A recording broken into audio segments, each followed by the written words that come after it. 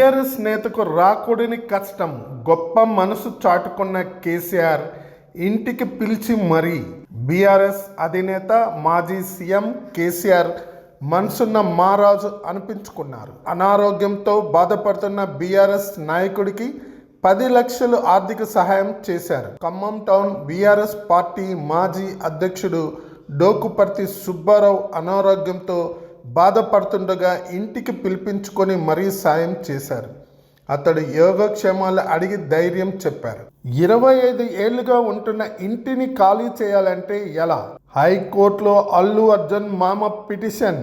తన ఇంటిని కూల్చకుండా ఆదేశాలు ఇవ్వాలంటూ అల్లు అర్జున్ మామ కంచర్ల చంద్రశేఖర్ రెడ్డి తెలంగాణ హైకోర్టులో పిటిషన్ దాఖలు చేశారు. కేబీఆర్ పార్క్ రోడ్డు విస్తరణలో భాగంగా తన ఇంటికి మార్క్ చేశారని, గత 25 ఏళ్లుగా ఉంటున్న ఇంటిని ఖాళీ చేసి వెళ్లాలంటే ఎలా అని ఆయన ప్రశ్నించారు. ఈ మేరకు జీహెచ్ఎంసీ అధికారులకు ఆదేశాలు ఇవ్వాలని హైకోర్టులో వ్యక్తిగత పిటిషన్ దాఖలు చేశారు. వాట్ ఏ ఛాన్స్ అమ్మడు. ప్రభాస్ ప్రశాంత్ వర్మ సినిమాలో కేజీ హీరోయిన్ ఎవరంటే సందీప్ రెడ్డి డైరెక్షన్లో స్పిరిట్ చిత్రంలో నటించనున్నాడు ప్రభాస్. అలాగే డైరెక్ట్ ప్రశాంత్ వర్మ దర్శకత్వంలోనూ ఓ ప్రాజెక్ట్ చేయనున్నట్లు వార్తలు వినిపిస్తున్నాయి. వీరిద్దరి కాంబోలో రాబోతున్న ఈ సినిమా డిఫరెంట్ గా ఉండనుందని సమాచారం. తాజాగా ఈ మూవీ గురించి ఓ క్రేజీ న్యూస్ చక్కర్లు కొడుతుంది. తాజా సమాచారం ప్రకారం ఈ సినిమాలో ప్రభాస్ సరసన మరో కొత్త హీరోయిన్ నటించనున్నదట.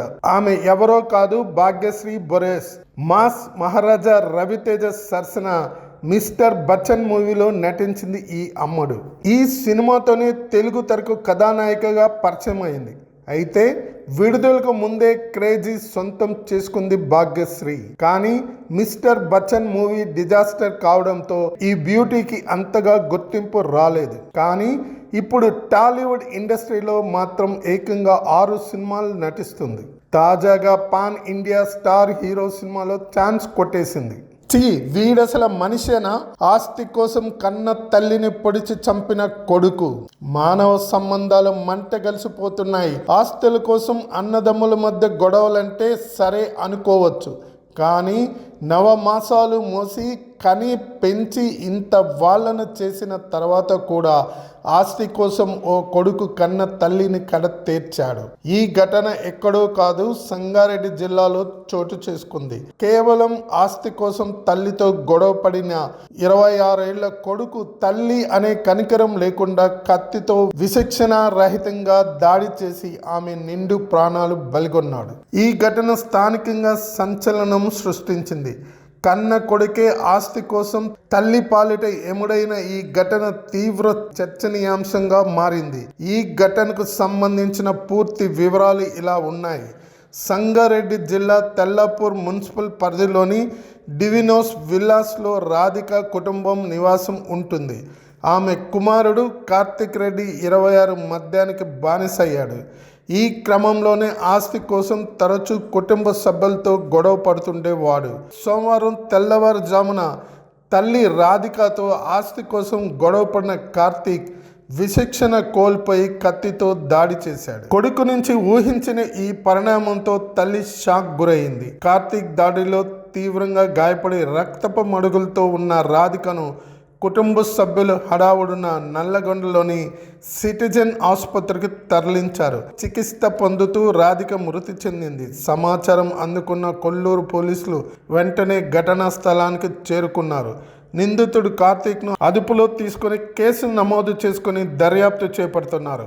పోస్ట్ మార్టం నిమిత్తం రాధిక మృతదేహాన్ని పటాన్ చెరువు ఏరియా ప్రభుత్వ ఆసుపత్రికి తరలించారు. వెంటనే పిల్లలు కనండి, తమిళ ప్రజలకు సీఎం స్టాలిన్ సూచన. తమిళనాడు రాష్ట్ర ముఖ్యమంత్రి ఎంకే స్టాలిన్ తాజాగా షాకింగ్ కామెంట్లు చేశారు. గతంలో వెంటనే పిల్లల్ని కనవద్దని తానే చెప్పానని, కానీ ఇప్పుడు పెళ్ళైన కొత్త జంటలు అందరూ త్వరగా పిల్లల్ని కనాలని చెప్పారు. అంతేకాకుండా వారికి మంచి తమిళ్ పేర్లు పెట్టాలని కూడా సూచించారు. ఇది జరిగితేనే రాష్ట్రానికి పునర్విభజనతో నష్టం జరగకుండా ఉంటుందని వివరించారు. సీఎం ఎంకే స్టాలిన్ చేసిన ఈ సూచనతో అంతా షాక్ అవుతున్నారు. అసలు ముఖ్యమంత్రి ఇలా ఎందుకు చెప్పారని తెలుసుకుంటున్నారు. అక్షరాలతో రాయలేని ఆనందం, అక్కతో ఈ అనుబంధం. CM Revanth emotional. ఆదివారం రోజున వనపర్తిలో సీఎం రేవంత్ రెడ్డి పర్యటించారు. ఈ పర్యటనలో భాగంగా పలు అభివృద్ధి పనులు శ్రీకారం చుట్టడంతో పాటు ఆయా సభల్లో రేవంత్ రెడ్డి పాల్గొన్నారు. అయితే పర్యటనలో ఓ అరుదైన సన్నివేశం చోటు చేసుకుంది. తెలంగాణ ప్రస్తుత సీఎంగా ఉన్న రేవంత్ రెడ్డి తాను విద్యాభ్యాసం చేస్తున్న సమయంలో 12 ఏళ్ల పాటు ఓ ఇంట్లో అద్దెకుండగా నేడు ఆ ఇంటిని సందర్శించి ఆ ఇంటి యజమానులను ప్రేమగా పలకరించారు. అంతేకాకుండా ఆనాటి స్నేహితులను, చదువు చెప్పిన గురువులను రేవంత్ రెడ్డి కలిశారు. వారితో కలిసి భోజనం చేశారు. ఈ సందర్భంగా ఆ ఫోటోలను పంచుకుంటూ ఎమోషనల్ పోస్ట్ చేశారు రేవంత్ రెడ్డి. పోసానిని తమకు అప్పగించాలంటూ 3 జిల్లాల పోలీసులు పీటీ వారెంట్స్. ఒకదాని తర్వాత ఒకటి రప్ప కేసులు వెంటాడుతూనే ఉన్నాయి. చూస్తుంటే త్వరలోనే పోసాని కృష్ణమురళికి కంప్లైంట్ ఏపీ యాత్ర తప్పేలా లేదు. ఎక్కడెక్కడ కేసులు ఉండటంతో పీటీ వారెంట్లపై ఆయా పిఎస్లకు తీసుకువెళ్ళబోతున్నారు. ఇప్పుడు రాజంపేట జైలు నుంచి ఆయన్ని నర్సరావుపేట తరలిస్తున్నారు. ఇంకా చాలా చోట్ల వారెంట్లు రెడీ అవుతున్నట్లు కనిపిస్తుంది. రాష్ట్ర వ్యాప్తంగా పోసానిపై వివిధ పోలీస్ స్టేషన్లో 30 పైగా ఫిర్యాదులు పోలీసులకు అందాయి. వాటిల్లో 17 కేసులు నమోదయ్యాయి. లేటెస్ట్గా 3 జిల్లాలకు చెందిన పోలీస్ అధికారులు రాజంపేట జైలుకు వెళ్లారు. గుంటూరు జిల్లా నర్సరావుపేట 2 టౌన్ పోలీసులు, అనంతపురం రూరల్, అల్లూరు సీతారామరాజు జిల్లా పోలీసులు పోసాన్ని తమకి అప్పగించాలని రాజంపేట జైలు అధికారులకు పీటీ వారెంట్ జారీ చేశారు. పోసానిని అప్పగిస్తే తీసుకువెళ్లేందుకు వాహనాలు కూడా సిద్ధం చేసుకున్నారట. 3 జిల్లాల పోలీసులు ఒకేసారి రావడంతో ముందుగా పోసాన్ని ఎవరికి అప్పగించాలనే దానిపై రాజంపేట పోలీసులు ఉన్నతాధికారులతో చర్చించారు. నిబంధనలను పరిశీలించిన అనంతరం పోసాన్ని పల్నాడు జిల్లా నర్సరావుపేట పోలీసులకు అప్పగించారు. వైద్య పరీక్షల అనంతరం పోసాన్ని నర్సరావుపేటకు తరలించారు. వరుసగా కేసులు, పీటీ వారెంట్లు పోసాన్ని ఉక్కిరిబిక్కిరి చేస్తున్నాయి. పోసానితో పాటు వైసీపీ నేతలపై తీవ్రంగా మండిపడ్డారు ఎమ్మెల్యే గోరంట్ల బుచ్చయ్య చౌదరి.